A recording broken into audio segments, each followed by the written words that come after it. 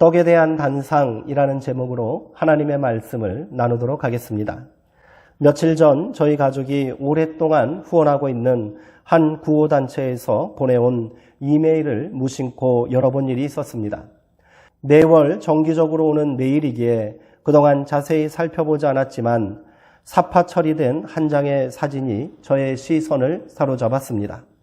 거기에는 라면 한 그릇을 나눠 먹고 있는 어린 남매의 모습이 담긴 그림과 상황을 설명해주는 짧은 글귀가 있었습니다. 오빠는 왜 안 먹어? 다 쓰러져가는 허름한 집, 지적장애 엄마를 대신해 동생을 돌보는 준우, 최근 신장질환 때문에 찾은 병원에선 영양결핍 때문이니 잘 챙겨 먹으라 했습니다. 라면 한 봉지가 전부인 식사, 준우는 불린 라면을 동생에게 먼저 양보하며 말합니다.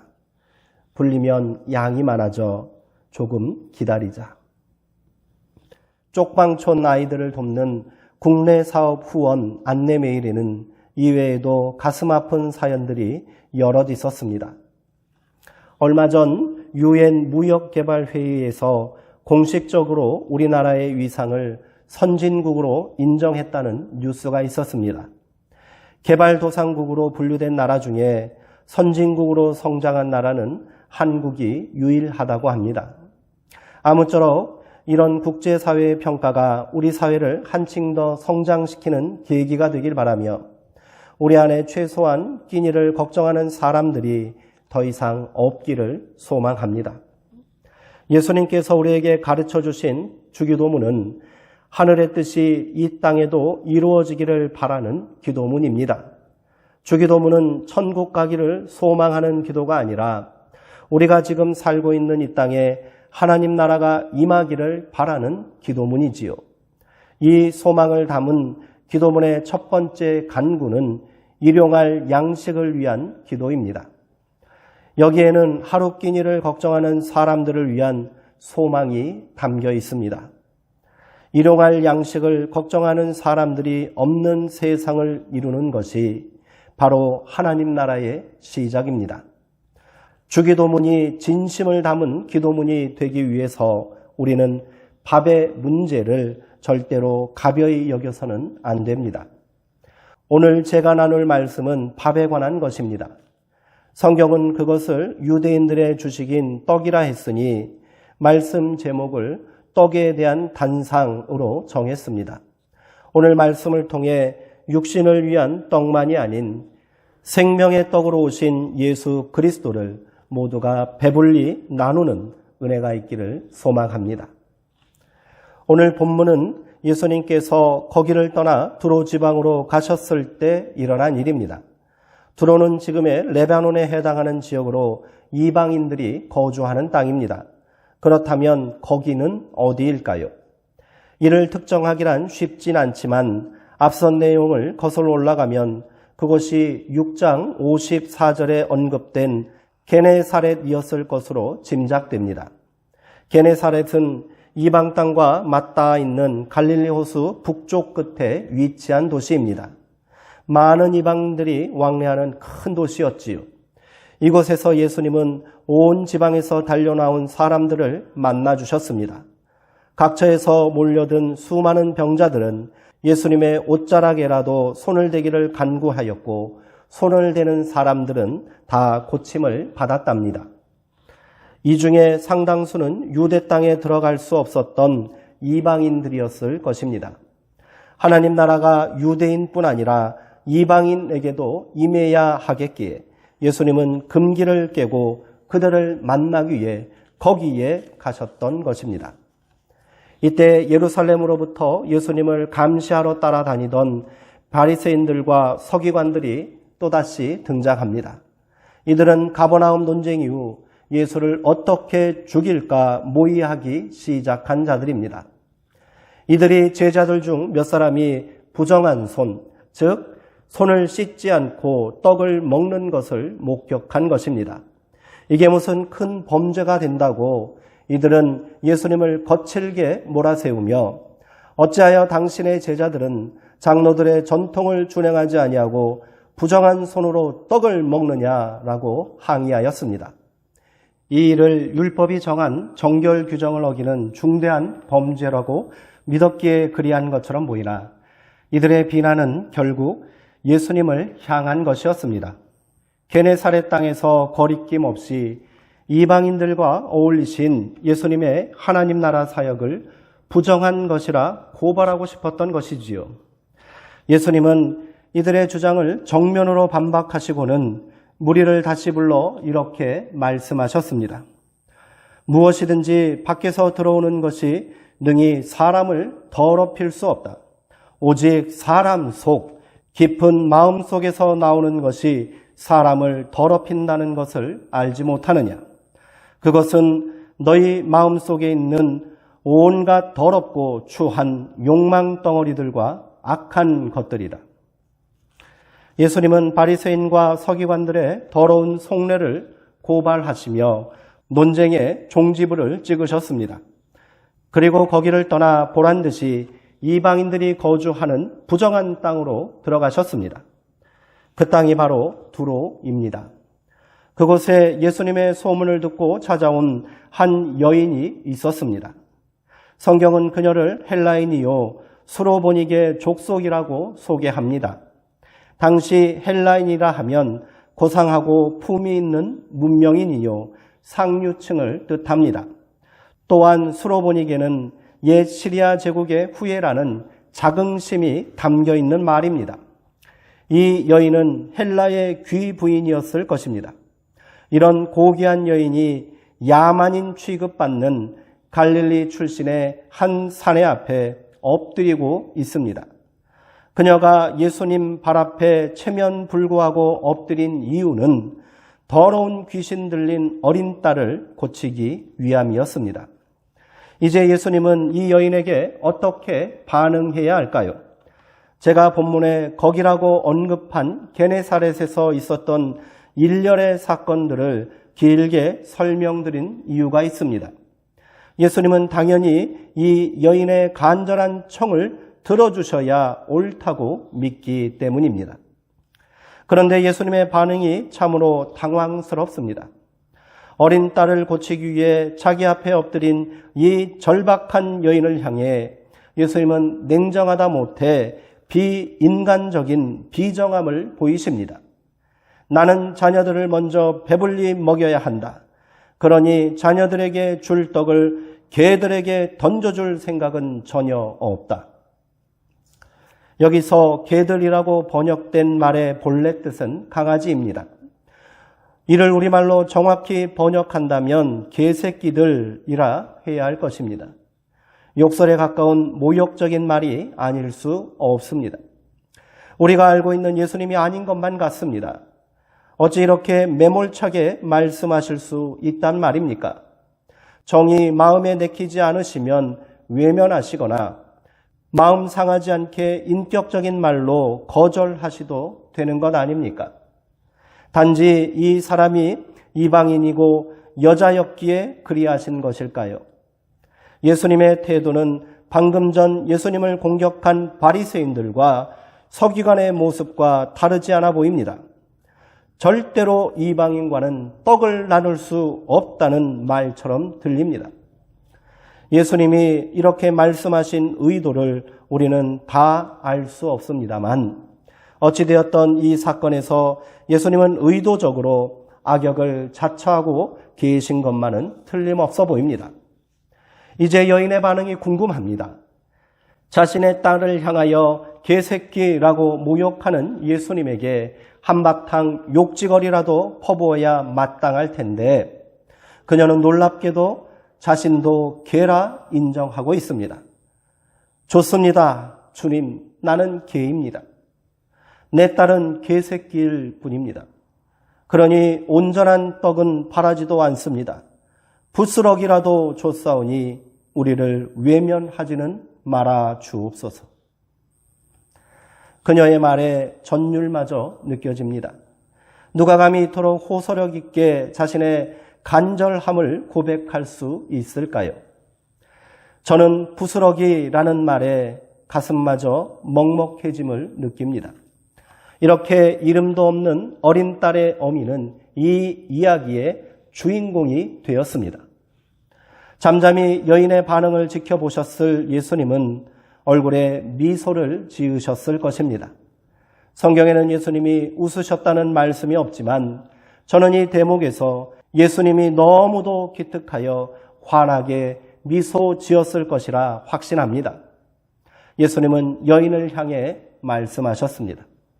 여자여, 내가 그렇게 말하였으니 돌아가라. 내 딸에게서 귀신이 나갔느니라. 여기서 예수님께서 칭찬하신 여인이 한 말은 원어로 로고스입니다. 예수님은 그녀의 말을 로고스라고 칭찬하고 계십니다. 로고스는 말씀입니다. 그냥 말씀이 아닙니다. 예수님 자신이며 예수님이 선포하신 하나님 나라의 실체입니다. 일전에 예수님은 죽어가는 딸을 살려달라고 찾아온 한 남자에게 두려워하지 말고 믿기만 하라고 말씀하시며 그의 집에 가서 딸의 손을 잡아 일으켜 살려주신 일이 있었습니다. 그러나 예수님은 이토록 귀한 믿음의 고백을 하고 있는 이방 여인의 집에 찾아가 그녀의 딸에게 손을 대시며 고쳐주지 않으셨습니다. 그럴 필요가 없었던 것입니다. 그녀의 딸을 치유한 것은 예수님의 치유가 아니라 그녀가 고백한 로고스, 말씀이기 때문입니다. 앞서 말한 야이로의 딸을 살리러 가실 때 예수님의 옷자락이라도 만지면 병이 나을 줄 믿고 그렇게 행한 혈루증을 앓던 여인에게 하셨던 딸아, 내 믿음이 너를 구원하였으니 평안히 가라 하신 말씀과 똑같은 말씀입니다. 그렇게 그녀의 딸에게서 모든 더러움이 떠나갔습니다. 더 이상 이방인이라는 굴레가 더러운 귀신 들린 자라는 저주가 그녀와 그녀의 딸을 괴롭힐 수 없게 되었습니다. 그녀의 삶은 이미 로고스의 은혜 가운데 거하게 되었기 때문입니다. 예수님께서 말씀이 육신이 되어 우리 가운데 오신 것처럼 우리도 말씀을 믿음으로 응답하는 삶을 통해 로고스의 영광에 참여할 수 있는 것입니다. 이제 예수님이 그녀를 향하여 그토록 모멸감을 느낄 폭언을 퍼부으신 이유가 짐작이 됩니다. 예수님의 호통을 로고스, 하나님의 말씀으로 듣고 회개하기는커녕 더 큰 앙심을 품고 돌아갔을 바리새인과 서기관들과는 달리 그녀는 그 호통이 로고스임을 깨닫고 믿음으로 응답한 것입니다. 그녀가 예수님의 발 앞에 엎드렸다는 것은 그대로 예배자의 모습입니다. 예수 앞에 나와 경배하고 기도하는 모습과 무엇이 다릅니까? 예배는 축복과 은총의 자리입니다. 그러나 한편으로 우리의 더러운 영을 꾸짖는 호통의 말씀을 만나야 하는 자리임을 잊지 말아야 합니다. 그 말씀이 로고스가 될 때 우리는 비참함과 모멸감을 경험할 수도 있습니다. 그 말씀에 자신을 돌아보고 자신의 한계와 더러움을 고백하며 가슴을 치는 자리가 진정한 예배의 자리인 것입니다. 하나님 나라의 경험과 생명의 도래는 이런 로고스의 고백을 통해 실현되는 것입니다. 이후 예수님은 본격적인 이방 사역을 확대해 가셨습니다. 두로를 지나 데가볼리로 향하셨고 거기서 만난 기먹고 말 더듬는 또 다른 이방인에게 에바다 기적을 선포하셨습니다. 에바다는 열리라 라는 뜻입니다. 이제 이방의 땅이 로고스로 열리게 된 것입니다.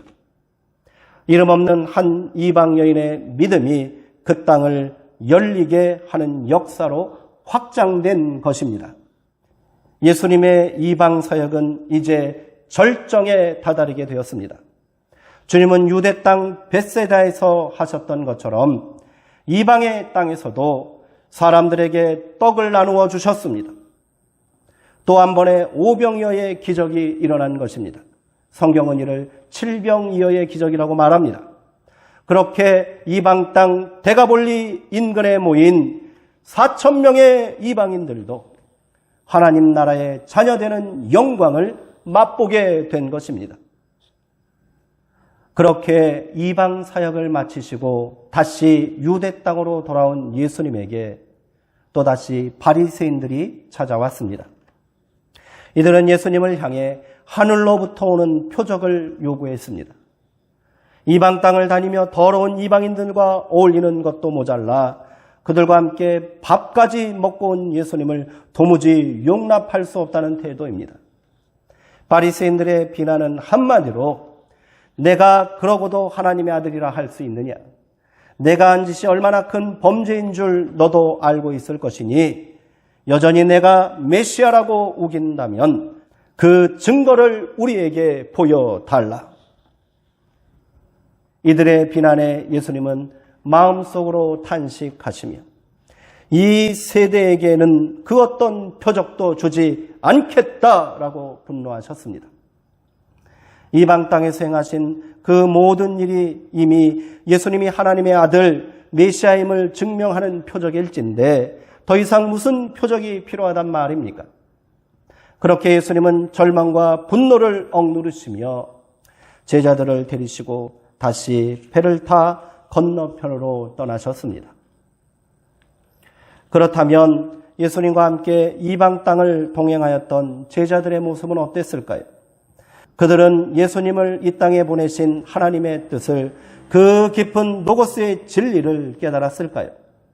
제자들의 믿음이 어떠한지를 증언하는 마가복음 8장 14절 이하의 본문은 이렇게 시작됩니다.